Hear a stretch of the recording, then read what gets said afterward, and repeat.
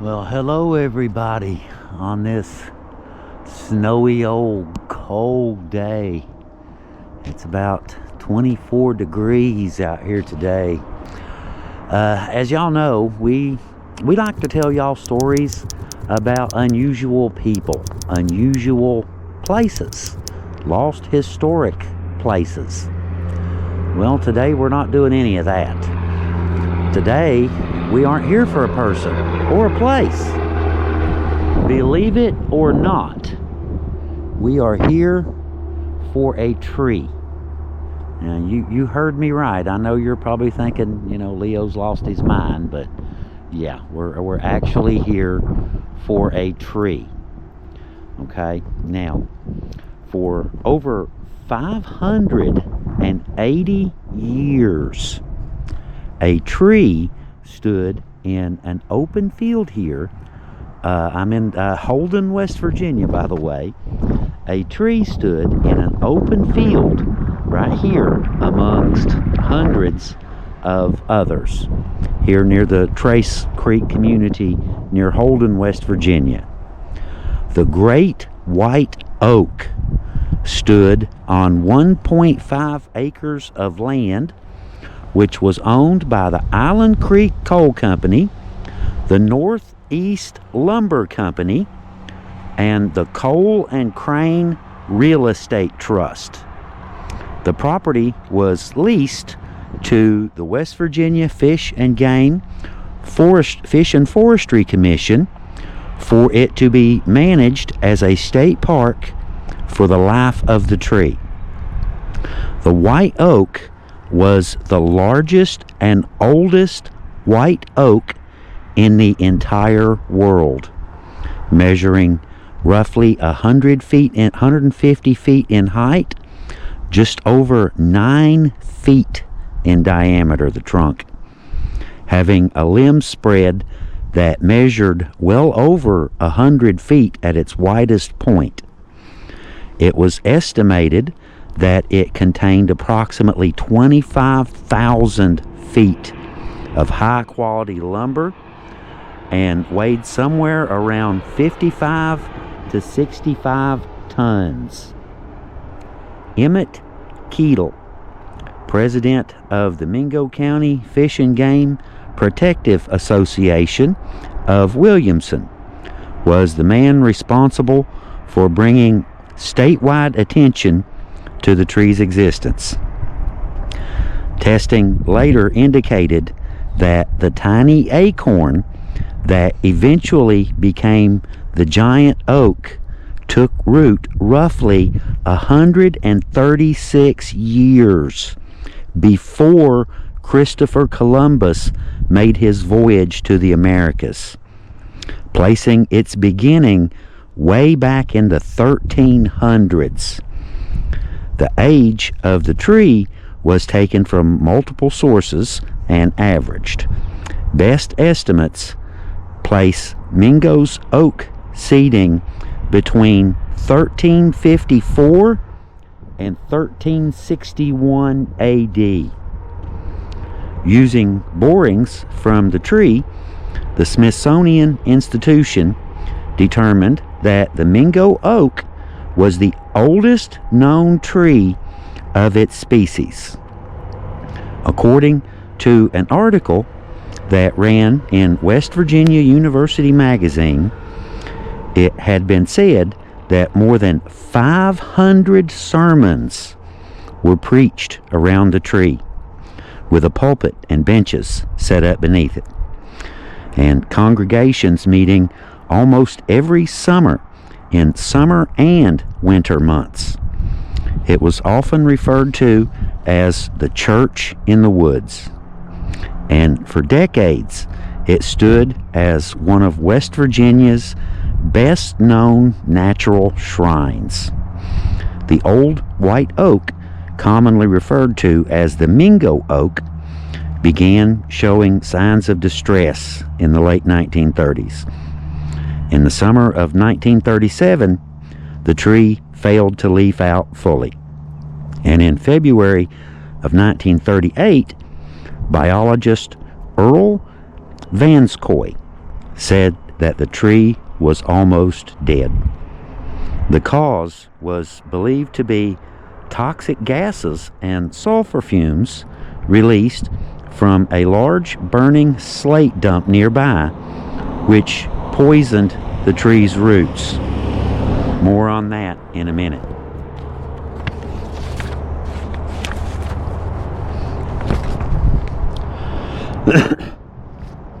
Now, on September 23rd in 1938, with an estimated 2,500 people in attendance and motion picture footage being recorded, the tree was cut down. Paul Criss of Charleston, West Virginia, and Ed Meek of Indianapolis, Indiana, both extremely experienced lumbermen, were brought in to handle the cutting. Criss arrived with a team from the Kelly Axe and Tool Works Company with sawyers and wood chippers. Meek came with a crew and a 9-foot saw manufactured by E.C. Adkins and Company. Both crews were assisted in the felling and dismemberment of the tree by members of a nearby Civilian Conservation Corps camp, CCC camp. They did a whole lot of stuff in the area, trees and rocks, all sorts of things. But sections of the tree calculated to weigh tens of tons were preserved and today remain on display at both the West Virginia State Museum in Charleston, West Virginia, and the Smithsonian Institution in Washington, D.C., where they serve as physical reminders of the forest giant that once stood here in the Mingo County hills. Judge R.D. Bailey of Wyoming County, West Virginia, had a gavel made from the wood of the tree, a symbol of authority shaped from one of the oldest living witnesses in the area. Wood from the tree was also obtained by Wilton Fields, a deacon at the East Williamson Baptist Church in Williamson, West Virginia. Now, Fields sent the wood to his brother-in-law, J. Dewey Sizemore of Siler, North Carolina, who made the pulpit that still stands in the church today, giving the Mingo Oak, the great Mingo Oak, a final place in worship long after its fall. We were also told that there may be a plaque located at the head of Trace Mountain marking the tree's history, but so far we have not been able to confirm its location and haven't seen any pictures of it. We attempted to reach out to the church connected to the story, but didn't receive a response. So I plan to swing by there here in a few minutes and ask in person. Now, back to the slate dump. Sulfur dioxide is approximately 2.2 times heavier than air. Hydrogen sulfide is roughly 1.2 times denser than air. And sulfur hexafluoride is extremely dense. This gas is about 6 times heavier than air. It sinks so effectively that light objects can actually float on it in a container. Now, I know what you're all thinking. You're all thinking, oh my God, that hillbilly can say sulfur hexafluoride. I had no idea they could do that. Well, they can. Anyway, sorry, little humor. Anyway, like I said, the spot where you are looking, now the exact precise location of the Mingo Oak has been lost to time, the precise location, but we are very close. It was somewhere in your view screen right now. Somewhere along this line was the exact location of the tree. Now, the reason I brought up the gases and all this other stuff is because I like to do my research. You see right back up there? There's a little cutout right there. There's another little cutout right back there. Hillside, see that? I did my research. I believe that those were the slate dumps. And if, like I said, all of these gases, you know, more dense than air, they're going to sink. They're going to come right down here and they're going to do their business. And that is what happened to this old oak tree. And of course, there's some people, you know, that say that, you know, that the tree was allowed to die to get the wood, but, you know, I kind of doubt that after them going to all that trouble to preserve it and to make a little park here. Of course, the park has been gone for, you know, nearly 100 years now. But the residential area is still left, and the area where the tree grew is still left. And US 119 runs right up by it there, and you can see where they did some work on that too. But the tree would have been right down in here. Now, like I said, I'm going to head out here. As luck would have it, I just happen to know exactly where the East Williamson Baptist Church is, because I have went to that church. I can remember when I was a little bitty kid, we had a neighbor named Granny Yates, and she had a son named Malcolm Yates, who was real good friends with my uncle. But, you know, I was really little, you know, grade school little. And I can remember Granny Yates inviting me to go to church with her at this very church. I can remember going to Sunday school there, and I can remember attending several church services there when I was a little bitty child. So when I leave here to finish our story about the great oak of Mingo County, there's only one place that you can go. You have to go to the church to see if the pulpit is still there, and is it part of the old Mingo oak. Very interesting story. Told you, not a person, a tree. We are here for a tree today. Not just any old tree though. The oldest living, oldest known tree of its species, right here in Mingo County in West Virginia. Now, I am freezing to death, so let's just get that out of the way. It is cold. It's 24 degrees. I'm freezing to death. So I am going to jump back in the vehicle and turn some heat on, and we are going to go head out to this church. We did a little bit of looking. It says they are open from 9 to 3. So I should make it with a little bit of time to spare, and hopefully we'll go see if we can't find this pulpit that was actually made from the Mingo oak. Wish me luck, guys. Here we go. Well, guys, guess what? We are here, and I am here. Well, I'm here with a few members of the church. This is the pastor right here. What was your first name again? Alan. Alan, thank you for thank you for helping us out here a little bit. But we have a couple other members that don't want to be on camera. That's okay. That's okay. But yeah, we just wanted to show you guys. We were just talking about it. That is the pulpit. That is amazing, isn't it? We were just talking, the seedling from this, we were talking about the church being about 100 years, did you say? Yes. We have 100 years this past year. 100 years this past year? Yes. And the pulpit is somewhere between, give or take, 1350 when it sprouted. Mm. That is amazing. That is really amazing. Beautiful, too. Would you like to move this and see more of it? Certainly. Oh, very gently.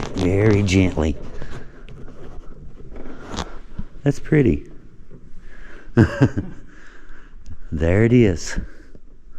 There it is, guys. The great white oak of Mingo County. That is amazing. Just to think that for all of those years, this sat in the woods, and they called it the Church in the Woods. Church in the Woods. 500 sermons, they say. 500 sermons preached around this tree. And that was why Wilton wanted to make sure that something was preserved from this. And this is, the rest of it is in the Smithsonian and in Charleston in the Capitol.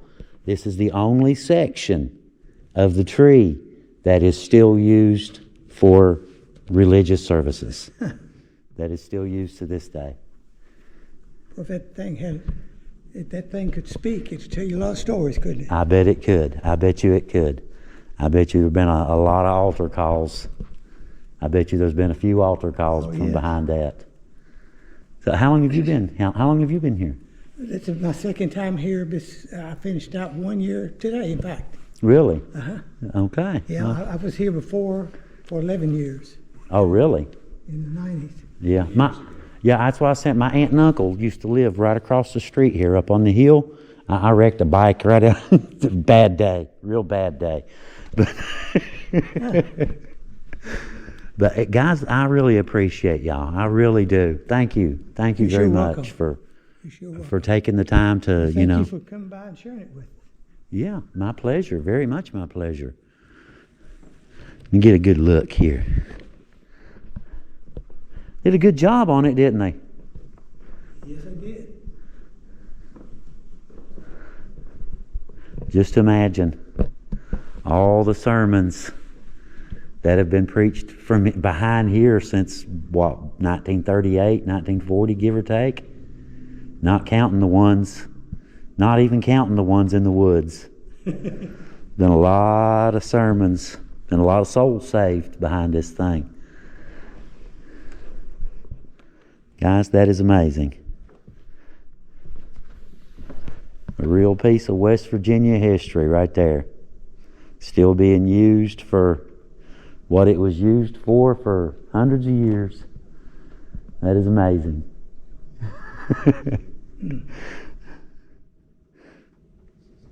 So do y'all, how often do y'all have services? I'm assuming regular Sunday? Morning, Sunday night, and Wednesday. There you go. There you go, guys. If y'all want to come on out, visit, you're more than welcome. Come on up and hang out a little while. It's been a long time since I was been in this church. When I was a little kid was the last time I was in this building. But yeah, it's actually very pretty in here. Very pretty. But okay, guys, well, I guess that wraps our little video up for today.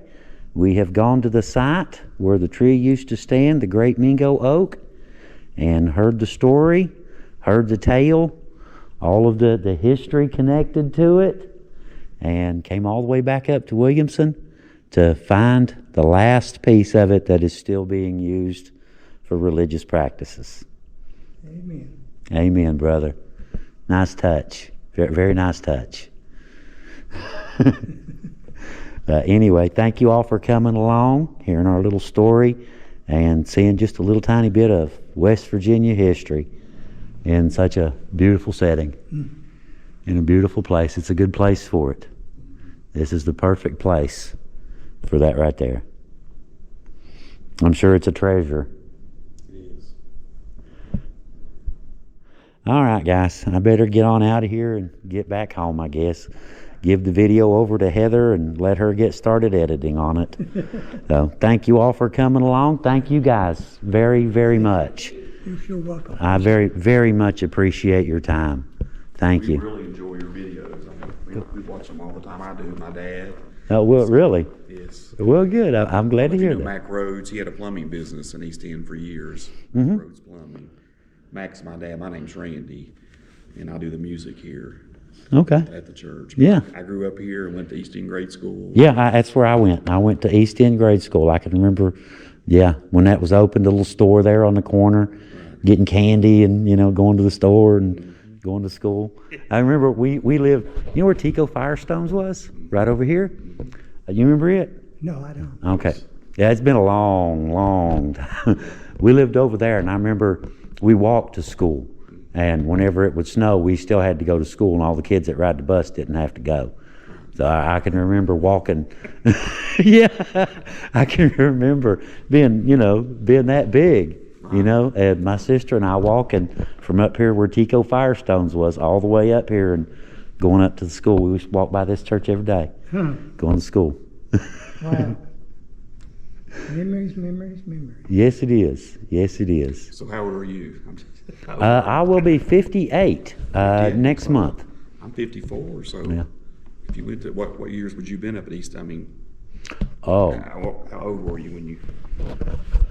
I'm going to say, well, I was probably, it would have been first grade, so 5, something like that, right in that Did you have ballpark. Miss Belcher for first grade? Yes, I did. Miss Belcher. Yes, I did. Okay, Yes, so I did. You were just, I mean, you weren't too Did you far. did you know a Gattuso, Mrs. Gattuso? I do remember Gattuso. She was my first grade teacher. Okay. I remember her to this The day. principal, Miss Barfield. Yes, it was. Okay. Yes, it was. I remember her. She was about this tall, had dark curly hair. I remember her. Yeah. I sure do. Amazing stuff, isn't it? It is. You get to talking to people and you find out there, just all these little connections and stuff. And We're all connected, yes. amen. Amen. Have you done anything with the Lawson Cemetery up on the hill where the nursing home's at? Have you know what I'm talking about? Do you know where the nursing home is? Yeah, sure do. Coming down that hill there, there's an old cemetery there. And my understanding is that the Lawson family owned the property in Williamson originally and Yeah, sold it to the yes. Williamsons. Yes. I think right here on the corner of Peter Street here, there's some Lawsons right here up on the hill. Yeah, there's Ann over in Logan. They owned a whole lot of it. They owned massive amounts all the way up through here from. It's up on the hill there. It's called the Lawson Cemetery. I mean, but it goes back to the early 1800s. Really? The graves and stuff. Yeah.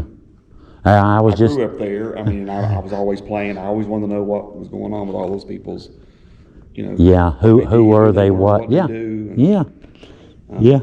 Yeah. That's that. We get it. We get it. Yeah, That's, I know you do. Because he visits all the cemeteries. I love the one you did down at Crum. I mean, because I drove by that building, the Queen family. the Queen family. That was Yeah. very interesting. You did Yeah, all it that. was. Their son just blow your mind, didn't he? Yeah, it was amazing. Because I drove by that stone for years, going Me to too. Marshall and stuff. I don't know what's- Yeah, and you never really Don't know the history. think about stuff like that until you start looking, and you find all these just amazing stories.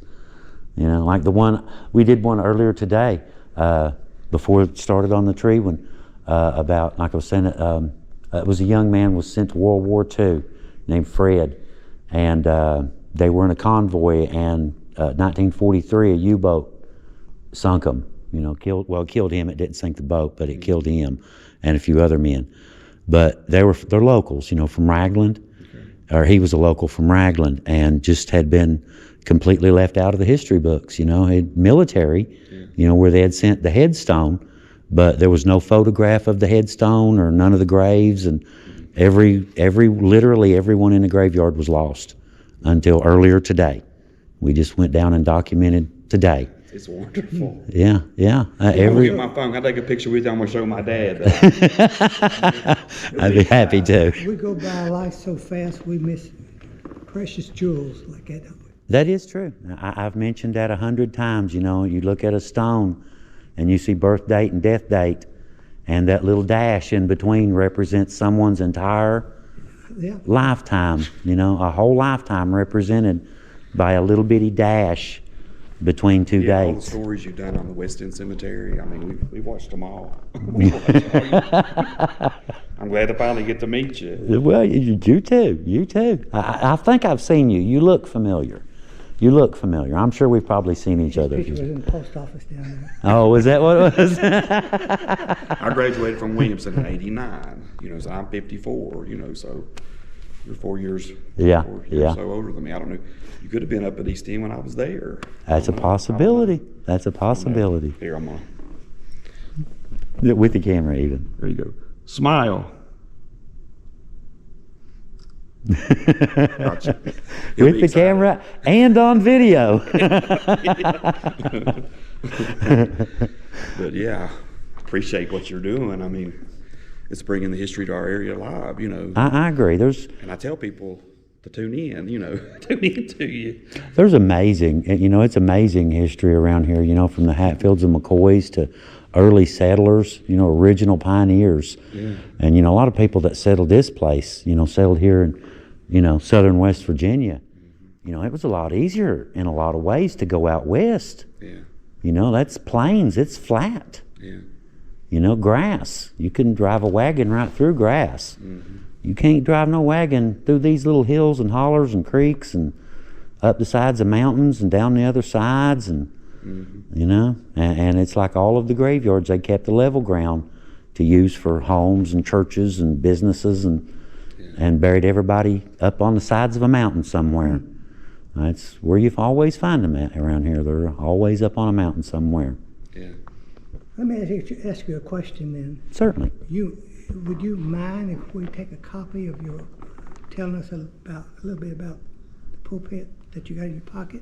Or you just don't do that? You most certainly can. Okay. Would you run that off for us? You most certainly can. You can have the original, and if you want, we'll have this YouTube video up in probably about 2 days. Heather should have the video done, and it'll have all of the information right in the video about the original tree and the pulpit and how it came to be here. And Appreciate that. Wow. yeah, all of the information regarding it. It'll Actually all got be. pictures of Because I want Williamson. to share it with the people. I want to share it with the people here. Yeah. I know a lot of them wouldn't even know. Yeah, that pulpit there, the original seedling, what, 1350, something like that. So I mean, it's really, thank you. That pulpit is much older than it looks. Wow. It is way older than she looks. We have it's interesting. There at Sugar Grove, where I came from, they have, I think it's a oak, and it's oak grove all the way around the church, and it was built in 1864, and there was Confederate posts down the country there that they would ride those horses up to the church, tie them up, and go to church there, and then go back to their place. Wow. But the tree I was trying to get at, there's a tree that somebody made the pulpit from, Yeah, and the Lord's Supper table. that is really It's cool. interesting. It is. It's really cool. It really is. And you're talking about funny how things works out. When I was there for twice, and so whenever a lady called me and says, I got a Bible that my great uncle has. He died in California, and I wonder if you would want that because it has the church's name on it. Yeah, It definitely. has the Confederate captain Really? name on it, and the date he rode up there and everything. I said, well, we sure would. And by the way of California, to get him back to Owensboro, Kentucky, and to be able to hear how funny how all that. Makes it circle. Comes Yeah, right. it sure is. It is. We're all connected in a lot of ways that we don't even That's realize. the truth. You know, it really is amazing. It was funny a while ago when I was telling Randy. I'll not point the camera at you, but I'll listen. Randy was asking me what your name was. I said, I forgot. He said, it wasn't Leo, was it? Yeah. We watch you all the time. Well, thank you. Very much My dad appreciate it. watches, you know, the new ones that you post, and he watches them, and they're wonderful. Well, thank you. Thank you very much. We try to do our homework. We try to do the research, and you know, Heather does all the research, and I try to find all the lost places and go find the things, and you know. One of the videos, you were camping out, and you said it was close to your home place. Was that in East End, or like you were camping out, and you camped out, and it was snowing, and Yeah, up on the hill there. Yeah. was that here in East End? Yeah. Okay. That was my right up behind the high rise. Okay. Go straight up the hill there, Talbot Street. Okay. My grandparents bought that back in the 40s. Okay. It's been in the family for 3 generations. I thought it because I could tell. Yeah. I could see the railroad yard in the background. I Yeah, I think yeah, that's that's down it. in East End That's somewhere. it. That's it. Well, guys, I guess we've covered all of the territory I do believe that we can cover today. So anyway, guys, thank you all for coming along. I very much hope you've enjoyed our video today. And from the East Williamson Baptist Church, this is Leo with the Hillbilly Files and some new friends. Amen. Amen. We'll see you guys later. All right. Hillbillies out.